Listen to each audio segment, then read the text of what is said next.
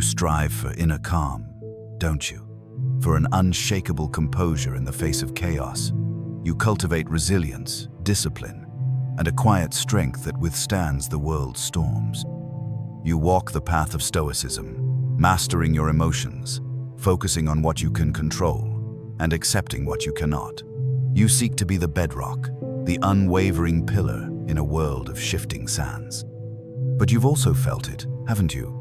A particular kind of pressure, a subtle yet persistent testing, especially from those closest to you, your partner, your loved ones. It's as if your very stillness, your emotional fortitude, acts as a magnet for challenge. This isn't a coincidence. It's a fundamental human dynamic, an unspoken crucible that your stoicism invites. And within this crucible, many men falter, misinterpreting the test as an attack, or mistaking the pressure for an inherent flaw in their practice. They bend, they break, they abandon their principles in the desperate hope of appeasing, of finding peace. But what if these tests, these moments of pressure, are not designed to break you, but to prove you? What if, paradoxically, the very qualities that draw these challenges are also the exact qualities that ensure she'll never truly break you? This isn't about emotional coldness or invulnerability. It's about an unshakable internal sovereignty, a strength forged in the fires of self-mastery that cannot be shattered by external forces, no matter how intense. And until you understand this dynamic, until you embrace the purpose of these tests, you will remain a wingless creature, perpetually attempting flight, but never truly soaring. The nature of the test, why stillness invites pressure. The first uncomfortable truth to confront is why your stoicism, your cultivated calm, invites external pressure, particularly from the feminine. Humans, by their very nature, seek out and react to consistency. When you embody unwavering stillness in a chaotic world, you become a powerful, energetic anchor. This stability is desirable, but it also creates a vacuum, a dynamic tension. Just as a strong current will test the stability of a bridge, so too will emotional and interpersonal currents test the strength of your internal fortitude. Consider the human need for emotional resonance and connection. Most people navigate life through a spectrum of emotional expression: joy, frustration, anxiety, sadness. When you maintain a stoic composure, you are implicitly challenging the default mode of emotional reactivity. This can be perceived in various ways by others, as strength, yes, but also as emotional distance, as a lack of engagement, or even as a subtle judgment of their own more expressive nature. This perception, whether accurate or not, often triggers a response, a push, a probe, an unconscious attempt to elicit a reaction, to find your emotional edge, to see if your composure is genuine or merely a facade. It's a test of your boundaries, your integrity, and the depth of your conviction. Carl Jung's concept of the shadow is relevant here. Aspects of ourselves we suppress or deny often get projected onto others.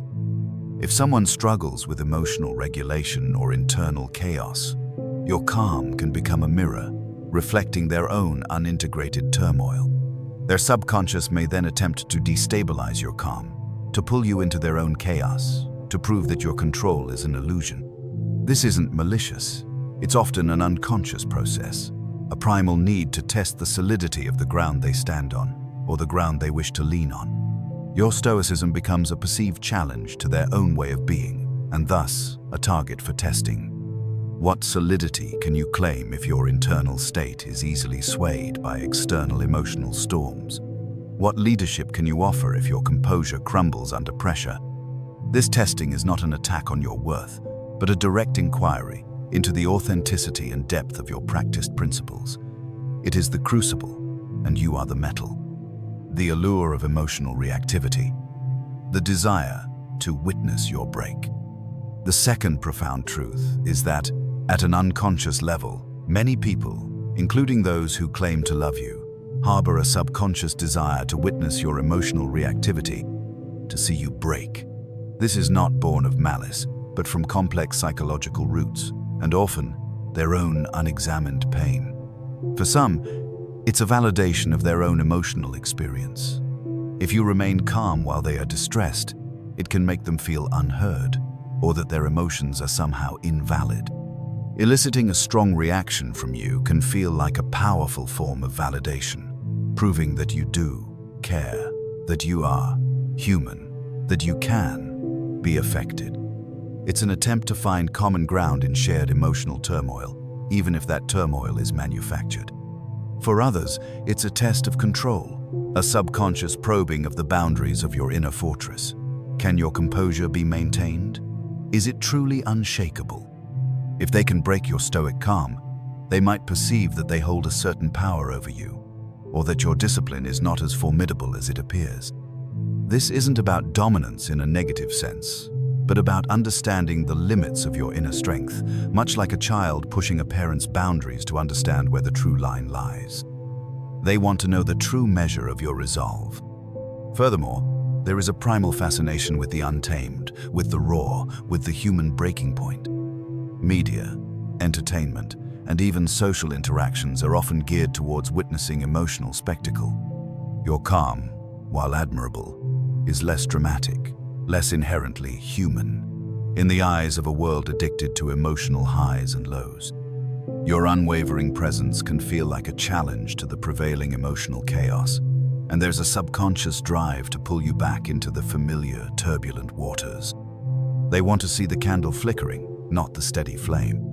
What authenticity can you claim if your composure is merely a performance, easily shattered by external pressure?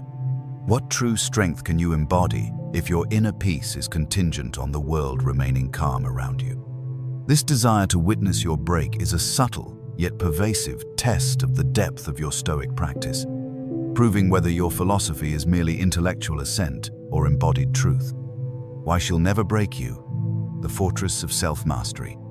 Now, to the core assertion, why she'll never truly break you if you are a truly stoic man. This is not a statement of invulnerability or emotional coldness, but a declaration of unshakable internal sovereignty. A truly stoic man cannot be broken by external forces, because his power resides entirely within his own mind, his own choices, and his own character. Firstly, a Stoic understands the fundamental distinction between what is within his control and what is outside his control. Her emotions, her reactions, her attempts to test or provoke you, these are all external. They are outside your control. Your response, your internal state, your adherence to your principles, these are entirely within your control. This understanding is the cornerstone of your psychological immunity. You do not derive your worth from her approval, nor do you allow her disapproval to define your inner peace. Your peace is self-generated. Secondly, a Stoic cultivates emotional intelligence and regulation, not suppression. This means acknowledging emotions, understanding their transient nature, and choosing not to be enslaved by them. When she pushes, when she tests, when she seeks to elicit a reaction, you observe the impulse to react, but you choose your response intentionally. You respond with calm reason, with empathy, with firmness, rather than reflexive anger or defensiveness. This chosen response is an act of profound self-mastery. It demonstrates that her actions do not dictate your state, but that you remain the sovereign ruler of your inner kingdom. Thirdly, a Stoic possesses unyielding integrity and clear boundaries. Your principles are your bedrock. Your values are your compass. When you live in alignment with these, your actions are consistent, predictable in their integrity, and rooted in a deep sense of self. When she tests, she encounters not a malleable, nice guy who will bend to every whim, but a man who stands firm in his convictions. This firmness is not rigidity. It is the solidity of a man who knows himself and respects himself. This respect for self is the most potent shield against being broken because it signals that your inner framework is non-negotiable. She may try to move the mountain, but the mountain does not move. What external force can break a man whose inner peace is self-generated, whose responses are chosen, and whose worth is derived from his own character, not from others' approval? What weapon can pierce the armor of a mind that understands its own sovereignty? A truly stoic man is not brittle. He is resilient. He does not shatter. He absorbs, reflects, and maintains his form. The Machiavellian echo, building fear, earning respect. There is a strange, almost Machiavellian echo in this stoic dynamic. Machiavelli argued that it is better to be feared than loved, if one cannot be both. In the personal realm, the stoic man, by his unwavering calm and adherence to principle, inadvertently cultivates a certain respect-based fear in others. Not a fear of violence or malice, but a healthy fear of losing his respect, a recognition that he cannot be easily manipulated or swayed. This fear is really a profound respect for his boundaries and his integrity. It's the understanding that his inner state is not accessible to external control, that his decisions are his own, and that his character is unshakable. This makes him a formidable presence. He is the man who cannot be broken by emotional outbursts, by manipulative tactics, by passive aggression, or by desperate pleas for attention. He sees through the facade, understands the underlying dynamic, and chooses to respond from a place of calm rationality and unyielding principle. This fear, or rather profound respect, creates a new kind of safety. When a woman truly grasps that she cannot break you, that her emotional storms do not shatter your core, she finds an unexpected bedrock. She finds a partner who is genuinely a stable force, a true anchor in the midst of life's inevitable chaos. This realization that your internal world is sovereign and unassailable by external pressures is what ultimately fosters profound trust and, ironically, a deeper, more resilient form of love. She begins to trust your stability, not your reactivity. What power can truly be exerted over a man who cannot be moved by emotional manipulation, whose internal state is self-governed, and whose worth is derived from his own unwavering character? Where is the leverage against a man who embodies genuine self-mastery? The Stoic man, by his very nature, teaches others how to treat him, by refusing to be treated in any way that undermines his integrity. The tests as training, forging unbreakable character. Crucially, the Stoic man views these tests not as burdens, but as opportunities for training. Each moment of external pressure, each attempt to provoke, each emotional storm, is a chance to deepen his practice, to strengthen his resolve, to affirm his principles. He understands that adversity is the gymnasium of the soul. Just as a blacksmith tests metal in the fire, so too do interpersonal challenges temper his character. Every time he chooses a calm, rational response over a reactive one, every time he upholds a boundary despite discomfort, every time he maintains his inner peace amidst chaos, his stoic muscle grows stronger. These are not moments to lament, but moments to welcome, for they provide the necessary resistance against which true resilience is forged. This mindset is profoundly empowering. It transforms potentially destabilizing experiences into personal growth opportunities. It shifts the dynamic from being a victim of external circumstances to being the architect of his own internal response. He learns not to fear the test, but to embrace it as a vital part of his self-mastery journey. This active engagement with challenge, this embracing of friction, is the very essence of building an unbreakable character. He is not a wingless creature. He is deliberately learning to navigate the winds, understanding that resistance makes him stronger.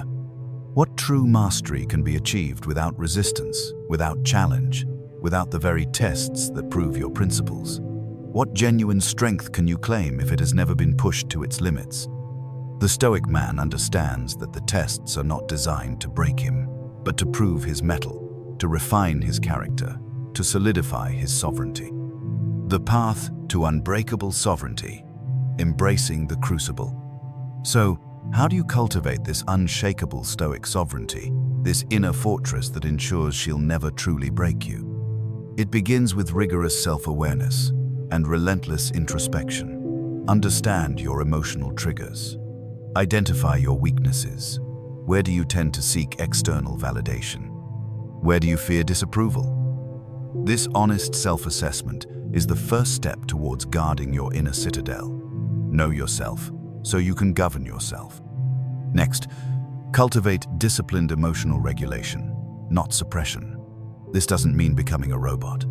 It means acknowledging your emotions, but choosing your response. When provoked, pause, breathe, remember your principles. Choose to respond with reason and calm, rather than reflexive anger or fear. This requires consistent practice, like a muscle. Your power lies in your chosen response, not in the initial feeling. Embrace unyielding integrity and clear, non-negotiable boundaries. Define what you stand for, what you will and will not tolerate. Communicate these boundaries clearly, calmly, and consistently. Understand that upholding your boundaries may lead to temporary discomfort or disapproval, but this is a necessary cost for self-respect and genuine connection. Your integrity is your armor. Your boundaries are your walls. Finally, welcome the tests as opportunities. View every challenge, every attempt to provoke, every emotional storm as a chance to practice your stoicism, to deepen your resilience, to affirm your principles. Do not shrink from them. Meet them with a calm, unwavering gaze. This is how you prove to yourself and to the world that your internal sovereignty is not merely a philosophical ideal, but a lived reality. This is how you demonstrate that your peace is self-generated, unassailable by external forces. The path to becoming a truly stoic man, one who cannot be broken by external pressures, is not easy. It demands courage, constant self-awareness, and a fierce commitment to living by your principles, even when it is uncomfortable. Most men will choose the path of least resistance, yielding to pressure, abandoning their composure in the pursuit of fleeting peace or immediate approval. They will remain fragile, their internal state dependent on the whims of others. But a select few will hear the call. A few will feel the deep, gnawing dissatisfaction with being easily swayed, easily provoked. A few will dare to build that inner fortress, to cultivate that unshakable calm. Will you continue to be a pawn in a game where your emotional state is dictated by external forces, perpetually vulnerable to the moods and tests of others? Will you remain a wingless creature, tossed by every passing breeze? Or will you have the immense courage to build your own inner citadel, to cultivate an unshakable composure, to welcome the tests as opportunities to forge an unbreakable character, to step into the terrifying, yet infinitely rewarding work of truly knowing yourself, owning yourself, and embodying your full, integrated, sovereign power, so that you stand as a true anchor in a chaotic world, and in doing so, earn a profound respect and a love that can never be broken? Your inner peace is your own. She'll never break you if you choose not to be broken. Reclaim your sovereignty.